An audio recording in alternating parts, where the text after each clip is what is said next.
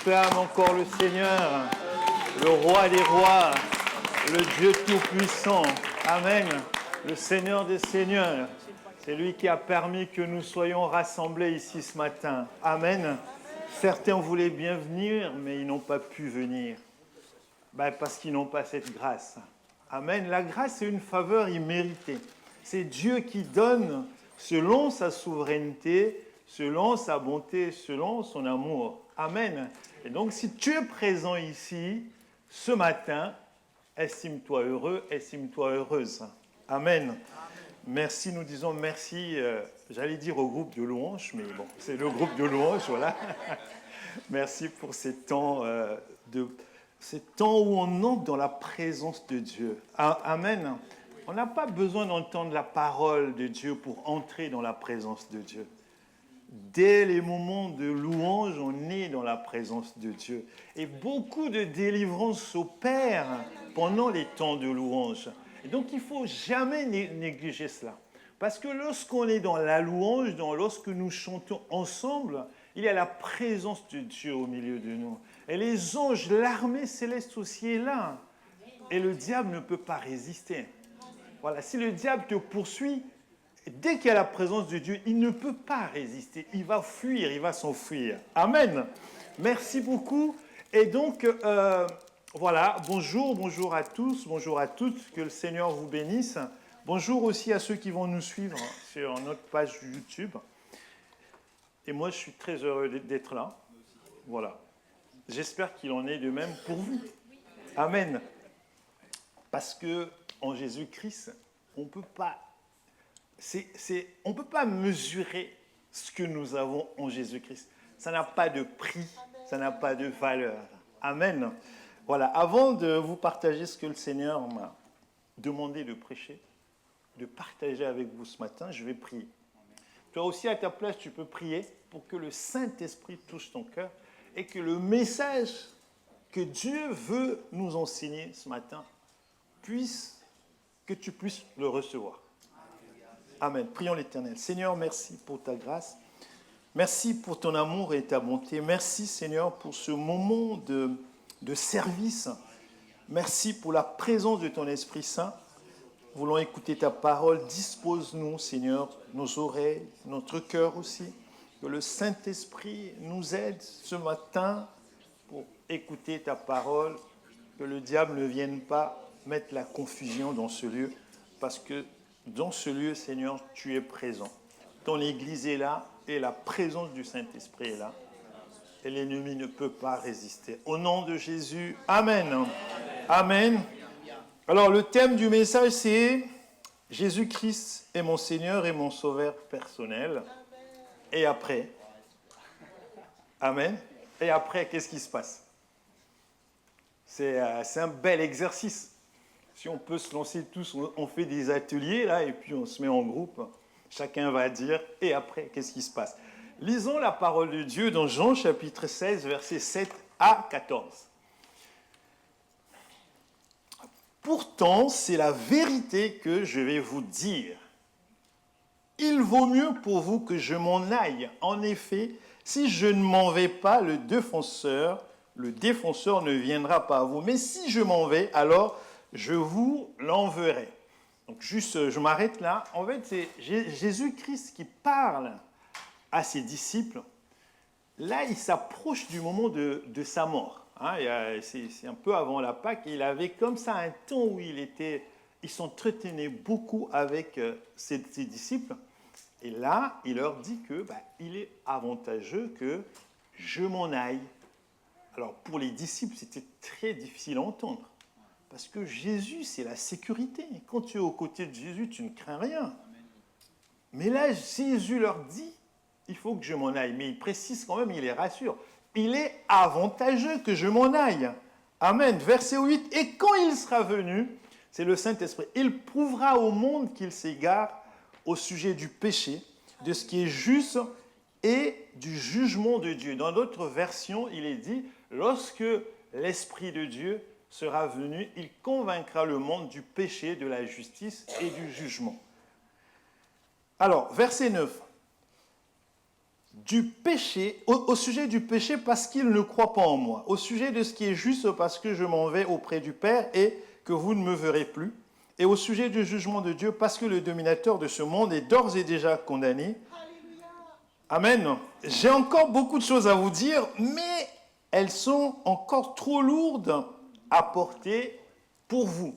C'est un peu bizarre quand même. Jésus est là, il dit, j'ai encore beaucoup de choses à vous dire, mais vous ne pouvez pas les supporter. Hein? Dans d'autres versions, il est dit, vous ne pouvez pas les supporter. Verset 13, « Quand l'Esprit de vérité sera venu, il vous conduira dans la vérité tout entière, car il ne parlera pas de lui-même, mais tout ce qu'il aura entendu, il le dira et il vous annoncera les choses à venir. Il manifestera ma gloire, car il puisera dans ce qui est à moi et vous l'annoncera. » Amen. Donc Jésus explique le rôle du Saint-Esprit. Jésus explique pourquoi il est avantageux qu'il parte afin de laisser la place. Alors, on utilise dans certaines versions le terme consolateur, mais ce qu'il faut comprendre ici, c'est que c'est le Saint-Esprit, il faut plutôt le comprendre par accompagnateur, par assistant, par défenseur. Hein, le terme qu'on utilise en grec, c'est paraklétos, hein, le paraclet, c'est-à-dire que celui qui est avec nous tous les jours, qui nous assiste, qui nous aide, qui nous soutient. Et Jésus dit j'ai plein de choses à vous dire, mais vous ne pouvez pas les supporter. Alors, quand Jésus parle, est-ce que c'est forcément pour nous embêter? Est-ce que c'est pour nous faire souffrir? Mais alors, pourquoi les disciples, Jésus trouve qu'ils ne pouvaient pas supporter? Il y a des choses qu'ils ne pouvaient pas supporter. Est-ce que toi, ce matin, est-ce qu'il y a des choses de Jésus que tu ne peux pas supporter? Est-ce qu'il y a des choses, lorsque Jésus te les dit, te dit ces choses, est-ce que tu ne peux pas, est-ce que tu peux les supporter ou pas? Parce que c'est ça en fait. Tous, on sait que Jésus, lorsqu'il parle, c'est pour notre bien. Alors, il peut arriver que Jésus touche là où ça fait très très mal, mais c'est pour notre bien. Amen. Amen.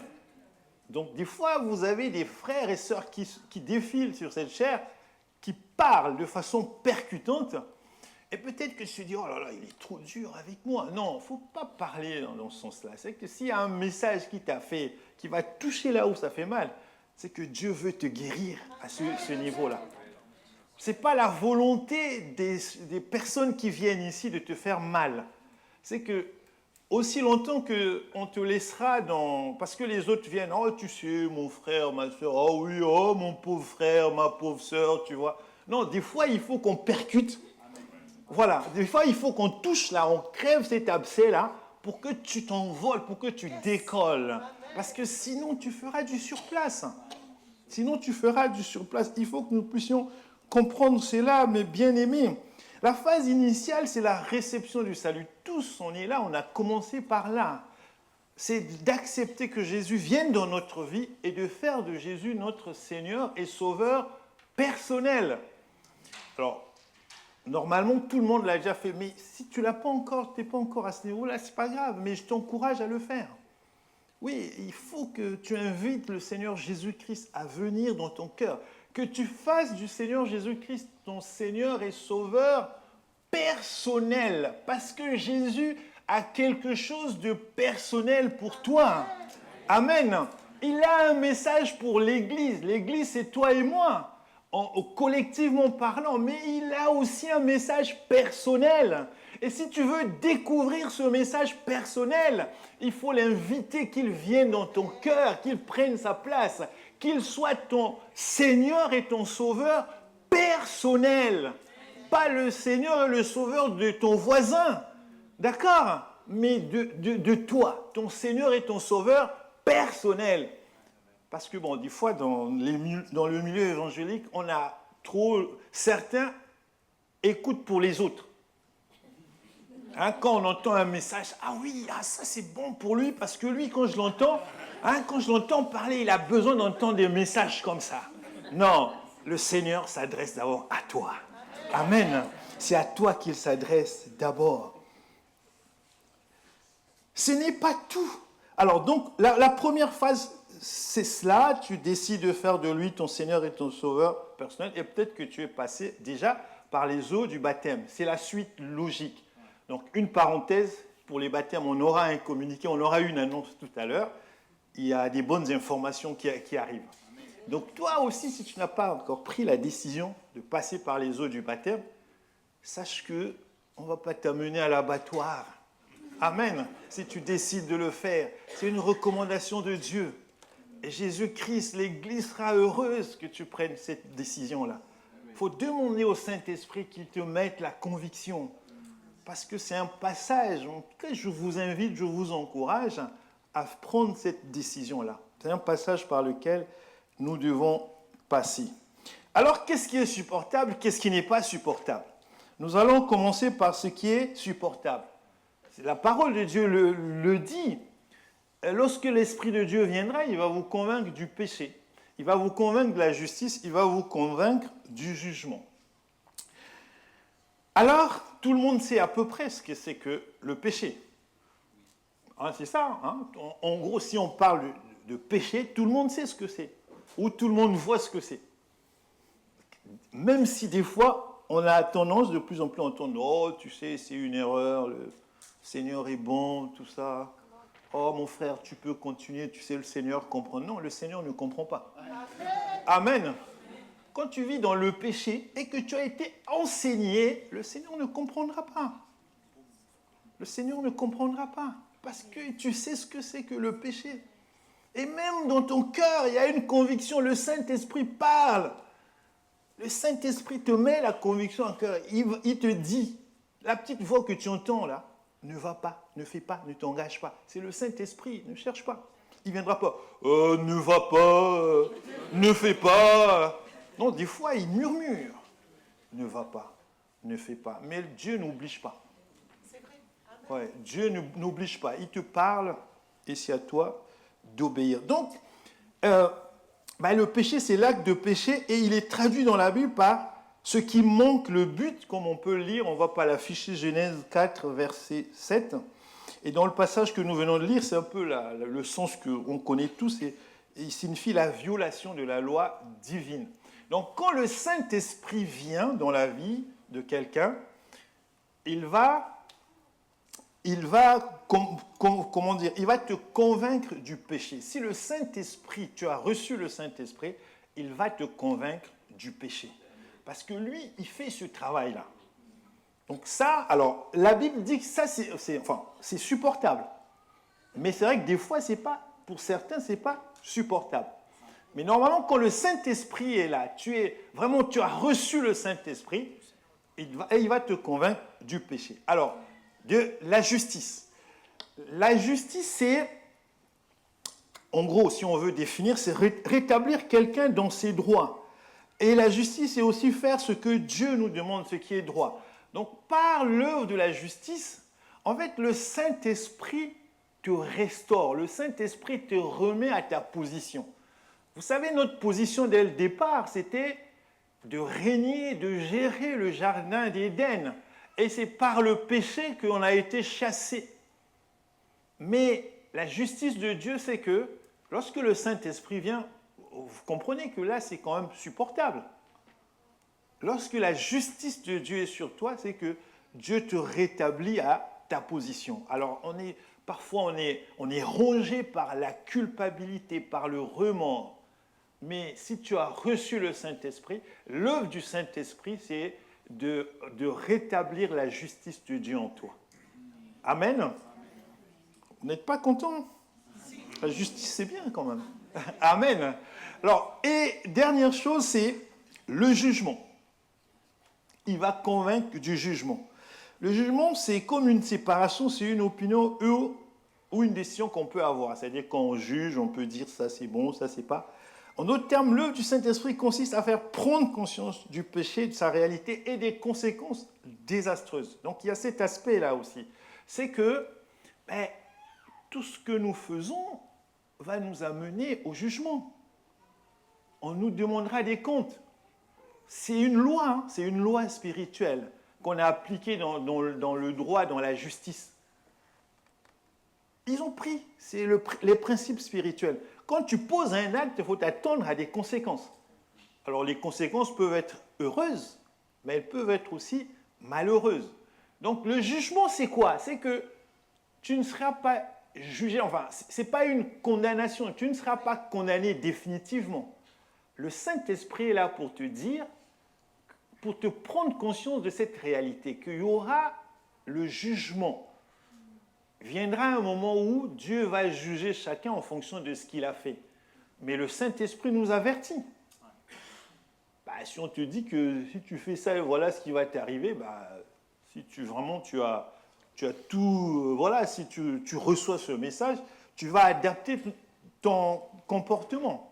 Si on dit que le salaire du péché, c'est la mort, et tu sais ce que c'est qu'un salaire, tu sais ce que c'est qu'un péché, tu sais ce que c'est que la mort, la mort, ça fait peur quand même, non? Et là, quand on parle, le salaire du péché, c'est la mort, c'est ce qu'on appelle la damnation éternelle. C'est-à-dire que si jamais tu ne obéis pas à la parole de Dieu, tu vas aller en enfer. Et l'enfer est éternel aussi. Tout comme le salut, tout comme la félicité, les cieux sont éternels, l'enfer aussi est éternel. Amen. Si le péché éloigne du plan de Dieu, l'œuvre de justice de Dieu, non, là on est déjà... Oui, l'œuvre de justice de Dieu permet de maintenir l'homme dans ce plan. Le jugement, c'est cette faculté ou intelligence de prendre des décisions que Dieu approuve. Le jugement, c'est aussi ce qui attend chaque homme lorsqu'il devra rendre compte devant Dieu sur sa vie et les actes qu'il a posés lors de son passage sur terre. C'est très important. Nous devons avoir conscience de cette réalité. Alors, quelle est la conséquence de ce qu'on vient de lire? C'est justement, pour ceux qui ne l'ont pas encore fait, lorsqu'on a réalisé cela, on a compris l'importance de cela, c'est la phase d'après. Une autre phase dans la vie chrétienne, c'est l'engagement au baptême. On l'entendra le jour des baptêmes, on va nous rappeler cela. C'est un acte d'obéissance à la parole de Dieu et c'est également un acte par lequel on s'identifie à la mort et à la résurrection de Jésus-Christ. Je n'en dirai pas plus. Lorsqu'on va nous donner les dates des baptêmes, je vous invite à venir, vous allez entendre plus sur la signification du baptême. Amen. C'est vrai que prendre cette décision est difficile pour certaines personnes, mais tant qu'on ne décide pas de découvrir ce qui ne nous est pas encore accessible, on ne peut pas s'épanouir dans le Seigneur. On ne peut pas progresser. Parce que vous savez, dans la marche, on arrive à un moment où, en fait, on a fait le tour. Mais avec Dieu, on n'a jamais fait le tour. Humainement, on va considérer, ah ouais, mais j'ai tout expérimenté. Non, c'est faux, tu n'as pas tout expérimenté. Parce que notre Dieu est riche. Ce qui est supportable, c'est la chance que nous sommes sauvés si nous donnons notre vie à Jésus-Christ. Et pourtant, il y a encore beaucoup de choses à découvrir et à expérimenter dans le Seigneur. Le problème est qu'on n'est parfois pas en mesure de le supporter. Il y a des gens qui ne veulent pas s'engager dans le ministère parce qu'ils trouvent que, oh là là, aller préparer les messages, c'est prise de tête. Aller s'engager dans l'intercession, c'est tout le temps prier. Oh non, non, non. Au bout d'un moment, on en a assez, en fait. Et donc, il y a des gens qui ne s'engagent pas. Ah, parce que si je m'engage, je n'irai plus au resto le samedi soir. Non, t'en fais pas. Si tu t'engages, tu auras toujours le temps pour aller au resto. Amen. Parce que Dieu nous donne l'intelligence de nous organiser. Même si tu t'engages à la prédication, parfois c'est très compliqué, je vous l'avoue, mais il faut regarder la récompense qui est attachée à cela. Les disciples demandaient à Jésus-Christ, mais après avoir fait tout ça, qu'est-ce que nous on va recevoir? Jésus leur a dit, mais vous serez là-bas, dans le trône, en train de juger. Voilà, il y a des récompenses aussi à cela. Il faut voir ce que ça nous rapporte. On ne doit pas avoir des calculs humains. L'humain, c'est le calcul économique. Si je fais ça, je vais gagner quoi? De temps en temps, il faut l'avoir aussi. C'est très important. C'est un raisonnement rationnel. Mais il faut le transposer dans le spirituel. Et si tu regardes, tu penses aux avantages dans le spirituel, alors tu vas t'engager. Alors, qu'est-ce qui n'est pas supportable? Ce qu'on ne peut supporter, la Bible dit, c'est la vérité. C'est ce qui est dit dans ce qu'on a lu. Lorsqu'il viendra, il vous parlera, il vous enseignera, il vous conduira dans toute la vérité.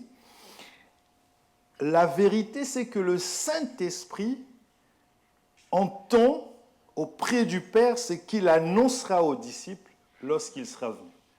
Donc le Saint-Esprit va prendre auprès du Père. Vous savez, c'est Dieu le Père, Jésus-Christ le Fils et le Saint-Esprit.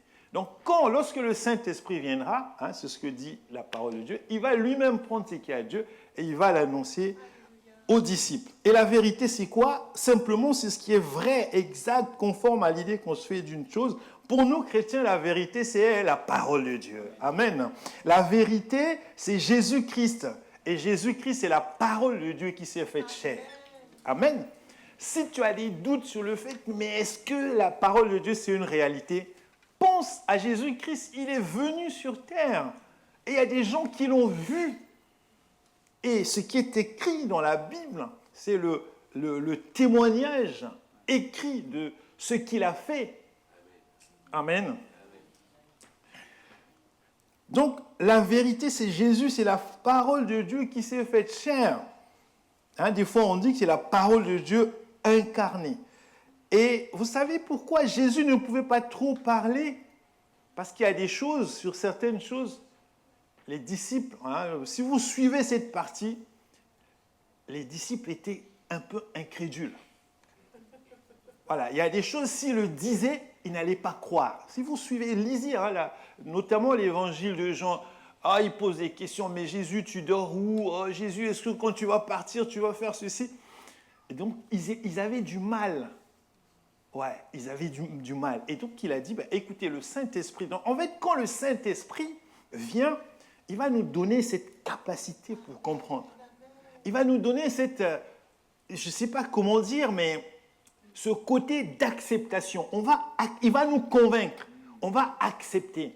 Et donc voilà pourquoi il est important de travailler avec le Saint-Esprit. Alors comment travailler avec le Saint-Esprit? Vous savez quoi? C'est demander au Saint-Esprit de venir et puis avoir la foi. Amen. Et si vous faites ça, il viendra. Des fois, les gens disent « Oh non, mais si je dis ça, tu ne penses pas que c'est trop facile ?» Oui, c'est trop facile, mais c'est ça. Voilà. Alléluia.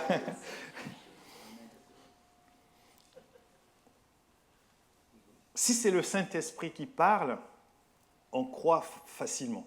Vous savez, il y a des personnes, je ne sais pas si vous, mais il y a des personnes, quand ils vont dans une réunion, une rencontre, et ils vont être convaincus, ils vont croire si je commence à prier à quelqu'un qui vient, je commence à prier, il vient avec des béquilles et après il jette ses béquilles en l'air, il commence à marcher. Là, les gens vont croire. Les gens vont croire. Mais en fait, on n'a pas besoin de ça pour croire. C'est vrai, des fois, il faut voir pour croire. Mais il faut croire d'abord avant de voir. Amen. Alors, la question qui nous est posée ce matin, qu'est-ce que tu ne supportes pas encore aujourd'hui? Malgré que tu as déjà donné ta vie à Jésus-Christ, tu as déjà fait de Jésus-Christ ton Seigneur et Sauveur personnel, tu es déjà passé par les eaux du baptême, mais qu'est-ce que tu ne supportes pas encore? Lorsque Jésus-Christ disait la vérité à des responsables religieux, donc les pharisiens, cela suscitait leur colère au point de chercher à le tuer. Matthieu 12, 14, les pharisiens s'en prennent à Jésus-Christ parce qu'ils ne respectent pas le sabbat selon eux. Ils ont trouvé comme prétexte Jésus-Christ, notamment dans ce passage-là, ce qui précède, c'est qu'il y avait quelqu'un qui est venu dans la synagogue avec une main séchée, qui était malade.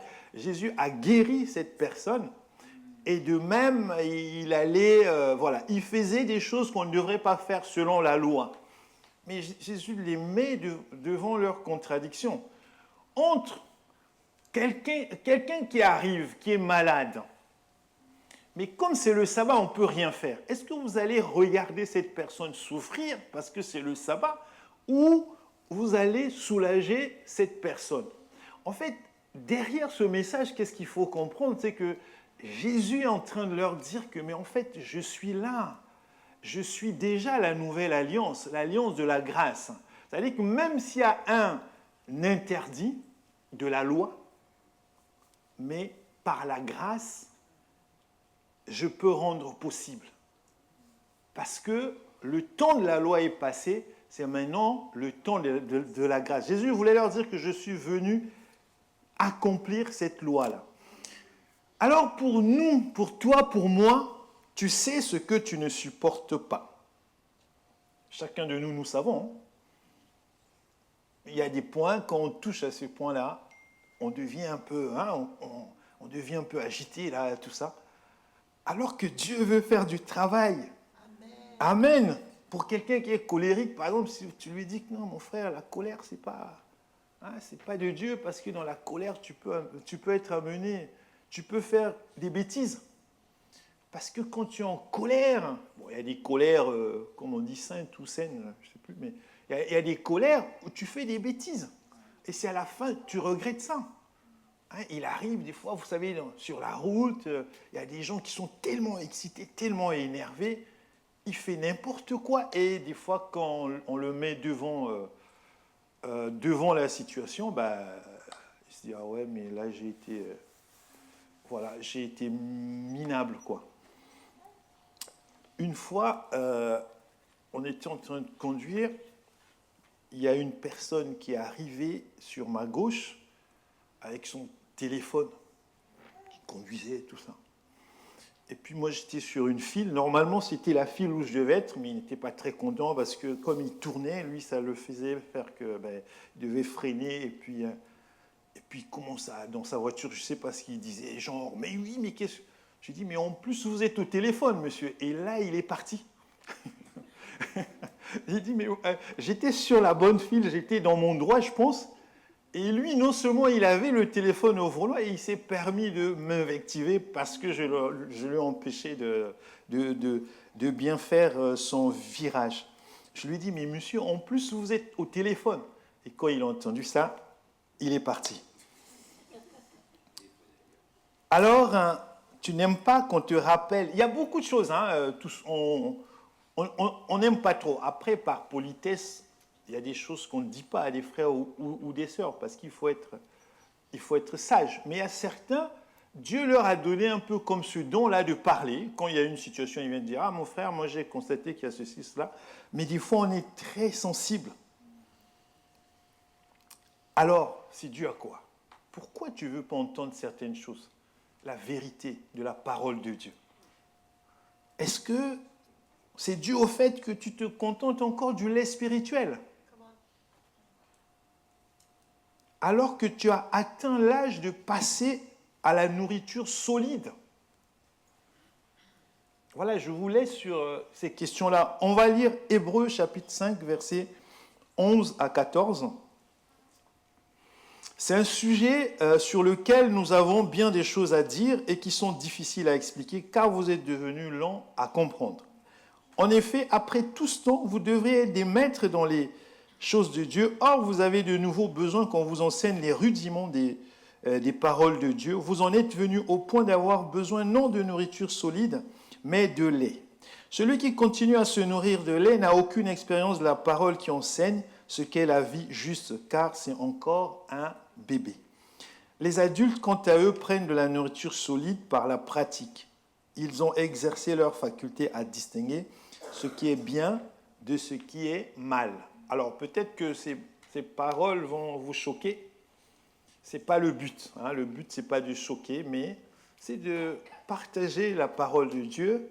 C'est de nous enseigner, de nous encourager mutuellement, parce que la volonté de Dieu, c'est que nous puissions progresser.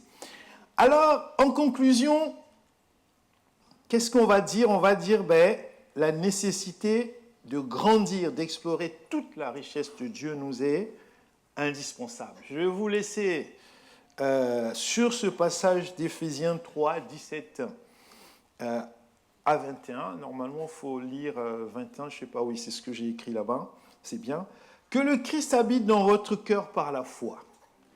Enracinés et solidement fondés dans l'amour, vous serez ainsi à même de comprendre avec tous ceux qui appartiennent à Dieu combien l'amour du Christ est est large, long, élevé et profond. Oui, vous serez à même de connaître cet amour qui surpasse tout ce qu'on peut en connaître et vous serez ainsi remplis de toute plénitude de Dieu. À celui qui, par la puissance qui agit en nous, peut réaliser infiniment au-delà de ce que nous demandons ou même pensons, à lui soit la gloire dans l'Église et en Jésus-Christ pour toutes les générations et pour l'éternité. Amen. Voilà, donc j'arrive à la fin de ce partage. Que le Seigneur nous aide à avancer parce qu'il veut notre bien. Amen. Le Seigneur nous aime et c'est le diable qui ne nous aime pas. Le Seigneur nous aime. Peut-être que ce message a été un peu dur, peut-être un peu dur, mais c'est la parole de Dieu et des fois, elle vient pour nous bousculer un petit peu, mais ne vous inquiétez pas, c'est pour notre bien. Alors, mes bien-aimés, on va prendre un moment d'abord de silence. On va prendre un moment de silence. On va incliner nos fronts, s'il vous plaît. Et puis, demander au Seigneur vraiment de nous aider à faire nôtre cette parole et de nous aider aussi à mettre cette parole en pratique.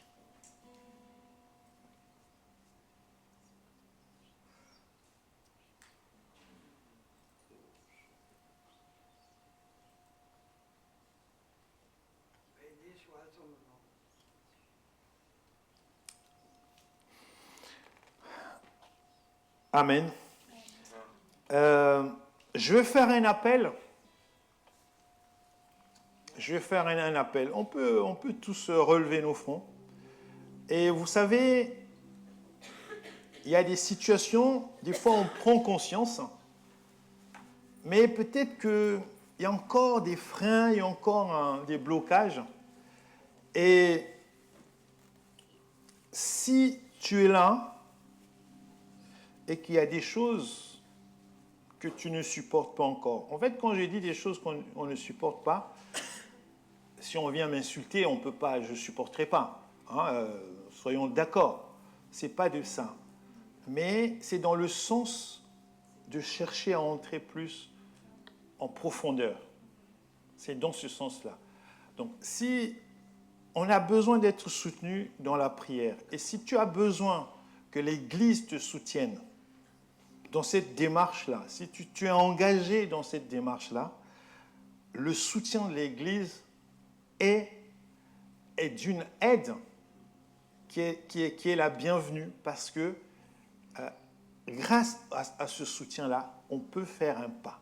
Donc si tu es là, si tu es touché par ce message, et si tu veux faire ce pas supplémentaire, moi je t'invite à venir, on va prier. Hein. Je fais exprès, hein, je n'ai pas demandé que vous gardiez le front baissé, mais si tu es là, si vraiment tu es touché par... Parce que tout ce dont on parle, il est question du royaume de Dieu ici.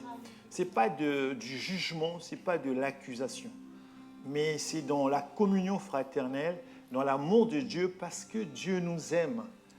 Et il veut que nous puissions aller de l'avant, que nous puissions progresser. Si tu veux que l'Église puisse prier pour toi, tu peux venir. Tu peux venir. Voilà. Vous pouvez avancer. Le Seigneur notre Seigneur est un Seigneur d'amour. S'il dit quelque chose, c'est pour ton bien, forcément. Il ne faut pas chercher. Amen. Et donc, je vais inviter les membres de l'équipe pastorale. Vous allez prier avec les frères et sœurs s'il y a besoin d'échanger, de savoir, d'établir un dialogue avant de prier. Sentez-vous libre de le faire. Et s'il y a quelqu'un d'autre qui veut avancer, n'hésite pas, mon frère, parce que des fois, lorsque le Seigneur fait quelque chose, ça ne se reproduira plus. Et c'est ça aussi que Dieu veut faire. Donc, pendant que les frères sont là, vous aussi à votre place, mes bien-aimés, priez, priez pour ces personnes. Alléluia. Voilà, il y a plein de choses. C'est vrai qu'on a tous un potentiel ici, mais des fois, ce potentiel-là, ça a du mal à être déclenché. Pourquoi? Alors, si c'est ton cas, tu as un appel, mais tu ne veux pas t'engager par crainte, par je ne sais quoi, viens mon frère, viens ma soeur. Le Seigneur, aujourd'hui, le Seigneur va faire quelque chose dans ce sens-là pour toi. Alléluia. Merci Seigneur. Merci mon Dieu.